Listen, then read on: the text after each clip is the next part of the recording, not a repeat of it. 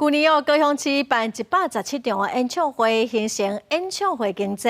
为着安全高雄市政府最近伫国家体育馆办一场无剧本的实兵演习，模拟意外发生的时，用上紧的时间来疏散民众，甲受伤的人送病院。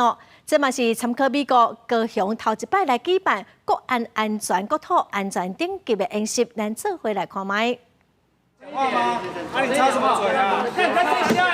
演唱会观众席，向有民众大声咧喊休。警察虽找着惹事的人，不过这查甫人手提一支笔，无要插警察。你规定讲，人来听演唱会袂使摕笔吗？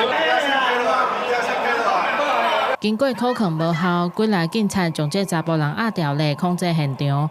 除了无记去年下年演唱会出现有人提笔引起的惊吓事件。 现场嘛演练群众疏散，甲大量受伤患者送病院的状况。伫咧会当接得5万人的国家体育馆举办演练，由市长陈其迈担任观察员，伊是当场抽签，才互现场的人知影演练的内容。恐攻，或者是这种大规模的这种灾难，这些都是我们在这次演习的时候，列入剧本我们的一些考量。那其他的像这些国际的代理商、大型的代理商，这些是他们觉得是非常慎重要考虑的一个地方。另外，市长陈其迈表示，以韩团 BLACKPINK 来高雄开演唱会为例，中内中外有要10万人，要安怎伫意外发生的时阵，互内底民众顺利疏散到中外，这嘛着要经过详细的计划。48个出口，所以它必须要快速的流通，同时每一个人员他必须 stand by。